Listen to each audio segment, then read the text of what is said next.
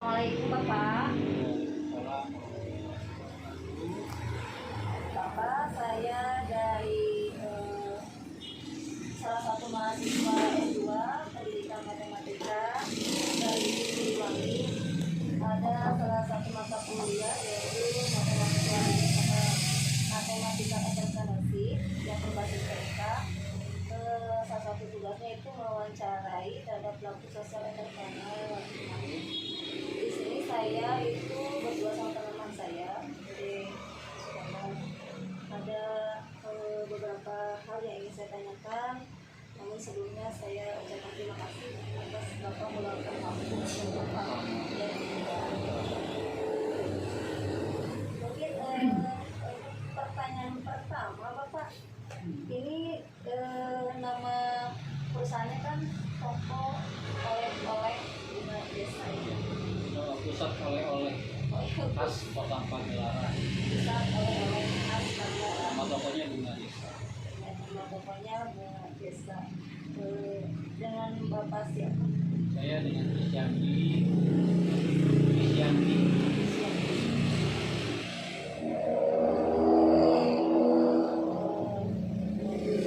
Alamatnya Sekarang ya di Kampung Bujung Sari, Desa Pagelaran, Kecamatan Pagelaran.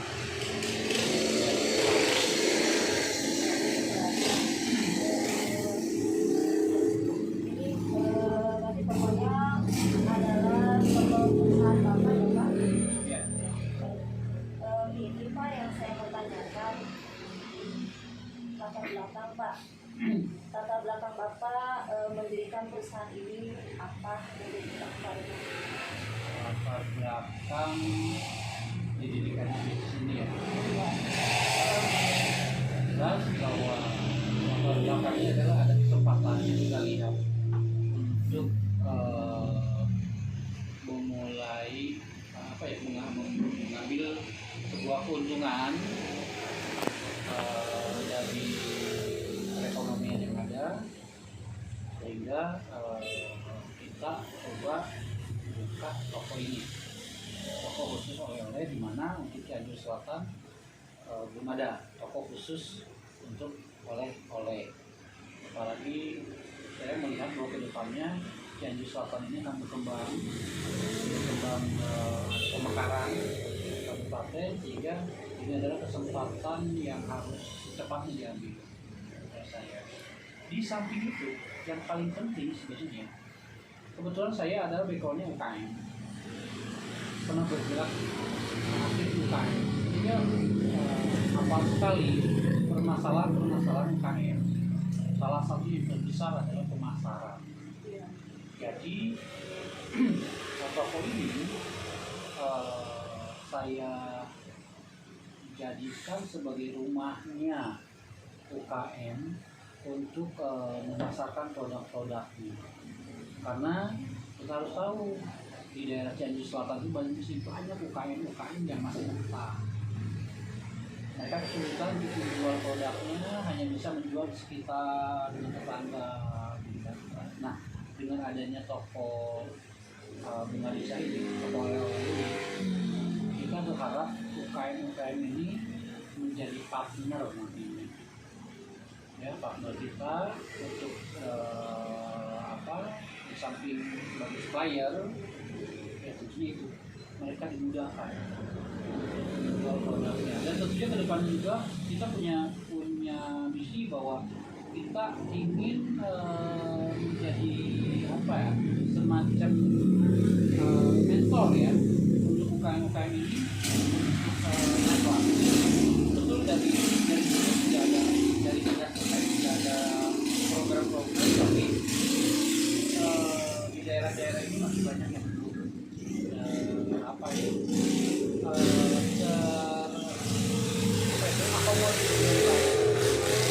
kita juga punya keinginan ke sana membantu. Jadi itu dilatar belakangi karena kepekaan Bapak ya mungkin ya Pak dengan terhadap lingkungan. Peka terhadap bisnis, peka terhadap lingkungan ya. Kondisi lingkungan. Kondisi lingkungan seperti itu. Berarti dimulainya dari apa sih Pak?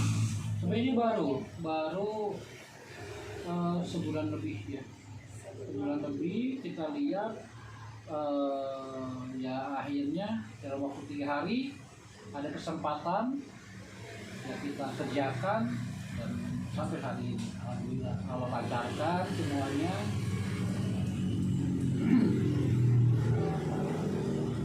Berarti meskipun baru tapi untuk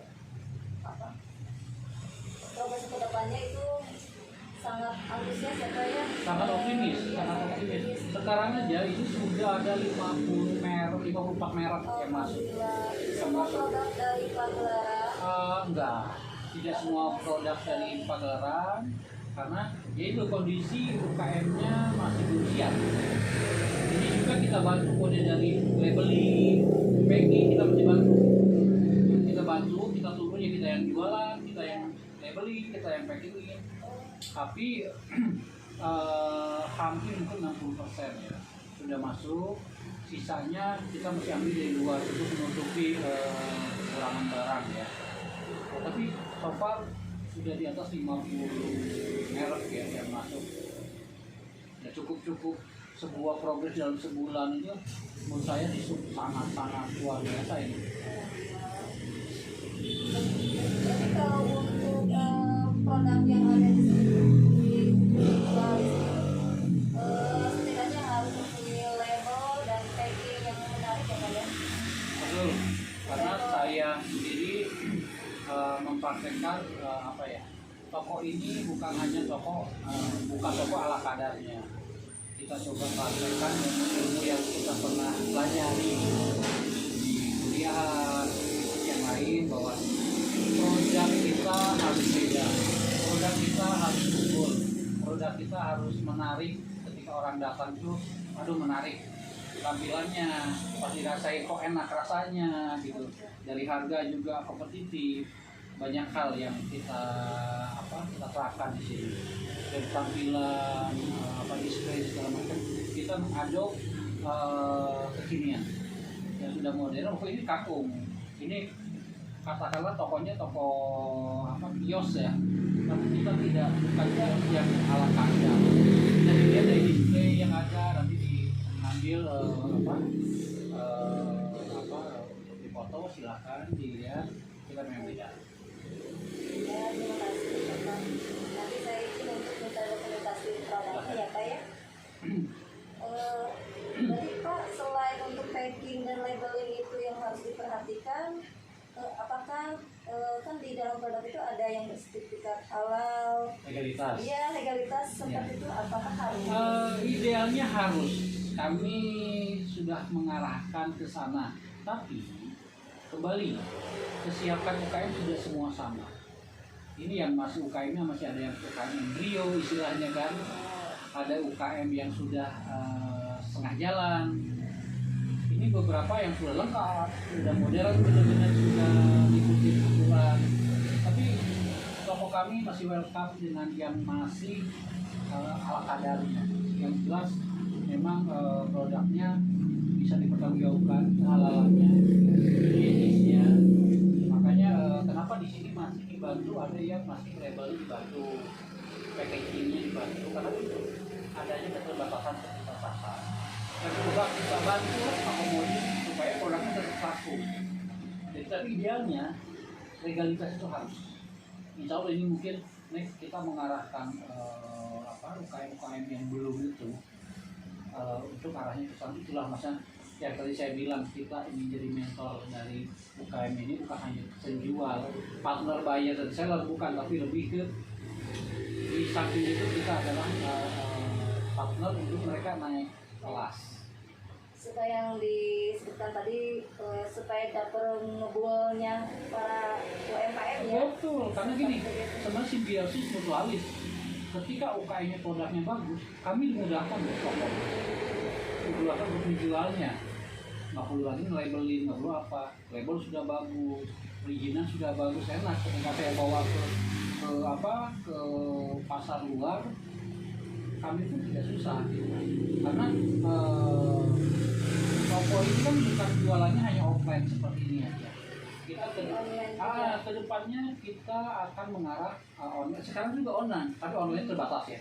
Kita sudah kirim banyak ke mulai ke Bali, ke Sumatera, ke Jakarta, Bandung sudah jalan. Itu pakai online-nya pakai marketplace Link atau nggak link masih apa? masih link apa link kita aja gitu. Tapi kedepannya kita harus sekali lagi harus memakai modern. Kalau ini pakai e-commerce. Ya Pak, ini bagus sekali, saya menarik ini untuk dengan perusahaan Bapak ini. Tapi ini Pak, waktu pendirian di awal itu apakah ada harus perizinan seperti itu atau ya sudahlah kita buka aja karena kita punya niat baik? Tetap harus ada perizinan. Walaupun kita ini sambil berjalan tetap itu harus dilengkapi karena segala sesuatunya harus FIP apa ada. Tapi buat saya ketika memulai bisnis itu kita jangan saling tunggu. Berarti sambil Ketika ada kesempatan, konsepnya jelas, ya sudah jalani cepat, nanti berjalan nanti perbaiki itu. Jadi ya nantinya jelas gitu kan. ini kan Bapak sudah berjalan dengan dari awal sampai sekarang itu, apakah menemukan kendala Bapak? Banyak kok kendala, banyak dari intern juga pasti ada ya. Banyak hal yang akan dihadapi semua pembisnis pemula pasti, baik dari permodalan, baik dari kondisi kondisi fisik toko apa segala macam, banyak hal. Tapi itu harus dihadapi. Di samping itu ya model saya sangat tergantung dengan supplier UKM lah. Kondisinya UKM-nya masih belum maksimal, menjadi salah satu permasalahan. Tapi kan intinya begini, gimana caranya kita nyari solusi. Nah itu ambil solusinya sehingga permasalahan itu diminimalis. Kalau untuk solusi itu sendiri apakah harus terselesaikan saat itu atau bertahap? Menurut saya solusi itu bukan masalah waktu, tapi solusi itu yang terbaik apa. Ini bukan masalah harus secepatnya diselesaikan tidak, tapi apa yang terbaik solusinya seperti itu. Kalau saya tidak akan melihat masalah waktu. Ya Bapak, terima kasih. Ini mungkin ada beberapa pertanyaan lagi untuk Bapak terkait kan tadi untuk pengadaan dari para suppliernya, kemudian untuk cara pemasarannya. Nah, mungkin yang saya ingin tanyakan mengukur kepuasan konsumen Pak, dilihatnya dari apa? Apakah dari target penjualan yang banyak atau kalau sekarang kan ada kepuasan seperti ada WA, Bapak ini enak kok, kayak gitu, komentar apakah dari mana? Kalau saya mengukur kepuasan pelanggan itu yang paling objektif, dia akan balik lagi untuk membeli barang ke toko ini. Ada repeat order, itu adalah skala ukur kepuasan. Dia balik lagi Nah, ke toko. kalau komen kadang-kadang mereka tidak jujur karena nggak enak atau gimana. Kalau dilihat di penjualan yang banyak, belum tentu orang yang sama beli lagi, gitu kan? Karena efek promosi atau apa segala macam bisa. Tapi kalau kepuasan dari seorang konsumen itu dan ketika orang itu bolak-balik menjadi langganan yang ini maksudnya yang terus-terusan, itu adalah salah satu yang saya jadi ukuran kepuasan pelanggan. Ilmu buat saya apa itu Pak? Kalau misalkan pelanggan balik lagi dengan produk kita, berarti dia puas dengan pelanggan. Betul, itu aja simpel. Iya, terima kasih. ilmu buat saya Pak. Nah, ini pertanyaan yang terakhir Pak mungkin ya. Ini saya pengen mungkin ini bisa jadi untuk masukan bagi kami pemula mungkin ya. Kita nanti ke depan kita apakah akan tetap di dunia pendidikan ataukah mau berwirausaha seperti itu Pak.